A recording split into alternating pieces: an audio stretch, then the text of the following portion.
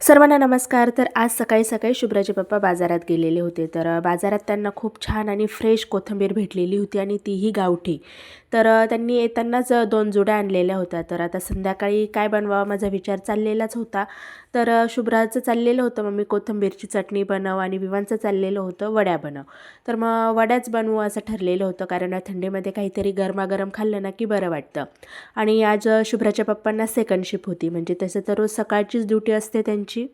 पण आज त्यांना दुपारी कामावर बोलवलेलं होतं. तर दुपारीच मी त्यांना टिफिन वगैरे दिलेला होता, कारण रात्री त्यांना घरी येण्यासाठी खूप वेळ होऊन जातो, म्हणजे 11:30-12 वाजून जातात.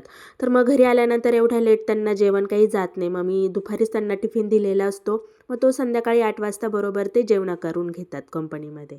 तर राहिला मग आमचा प्रश्न. तर मी दुपारी त्यांच्या टिफिनसोबतच आमचा पण स्वयंपाक बनवून घेतलेला असतो. तर 1-2 वाजताच बनवलेला असतो, म्हणजे खूप लेट पण नसतं. पण आता थंडी पण इतकी पडती आहे ना, तर गरमागरम काहीतरी खाण्याची इच्छा तर होतेच होते. तर त्यामुळे मग आमचं हे कोथिंबीर वड्यांचं प्लॅनिंग ठरलं. तर कोथिंबीर मी छान निवडून वगैरे घेतली आणि छान बारीक कापून घेतलेली होती. ती स्वच्छ पाण्याने धुवून घेतली. त्यानंतर इथे मी थोड्या हिरव्या मिरच्या आणि लसूण घेतलेला होता. तर ते मिक्सरमध्ये छान बारीक करून घेतलं आणि त्यानंतर मग वड्यांसाठी मी इथे डाळीचं पीठ, तांदळाचं पीठ घेतलेलं होतं. बाजरीचं पीठ पण घेऊ शकतो आणि आणखी जी पिठं आहे आपल्याकडे ती पण त्यामध्ये आपण ॲड करू शकतो. पण माझ्याकडे सध्या तरी ही 2च पिठं होती, मग मी तेच घेतलं. त्यानंतर थोडीशी तीळ घेतली, जिरं घेतलं आणि लागेल तसं चवीनुसार मीठ घ्यायचं आहे. तर हे सर्व छान मी मळून घेतलेलं होतं. म्हणजे खूप सैल पण नाही आणि खूप घट्ट पण नाही, असं नॉर्मल पीठ मी मळून घेतलेलं होतं.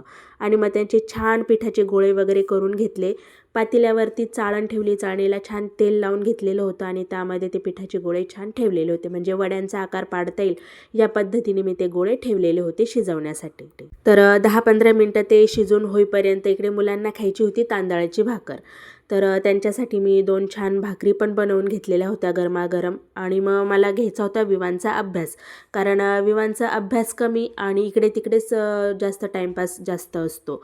तर त्यामुळे मी पटकन इथे त्यांच्या भाकरी बनवून घेतल्या. दुपारची सेकंड शिफ्ट असली ना की अजिबात परवडत नाही, म्हणजे दिवसभर नुसता कामातच जातो. म्हणजे बघा, सकाळी मुलांना टिफिनला वेगळं, नाश्त्याला वेगळं शुभ्राच्या पप्पांना, मग जेवताना अजून वेगळं काहीतरी, आणि दुपारी टिफिनला वेगळं, आणि मग संध्याकाळचं तर हे असं अजून वेगळं. तर असा पूर्ण दिवस कामामध्येच जातो. तर असो. तर पटकन मी विवांचा इथे अभ्यास घेऊन टाकलेला होता, म्हणजे त्याचं त्याने पूर्ण केलेलंच होतं, पण काही गोष्टी त्याला अडलेल्या होत्या, त्या त्याला व्यवस्थित समजावून सांगितल्या. आणि शुभ्राचं काही टेन्शन नाही. शुभ्रा तिचं वाचन वगैरे अभ्यास व्यवस्थित करते आणि रोजचं तिचं रीडिंग तर असतंच असतं. तर इथे माझ्या वड्या पण छान शिजलेल्या होत्या. त्यानंतर मी छान गरमागरम त्या तळून घेतल्या. चला तर भेटूया पुढील ब्लॉगमध्ये. बाय.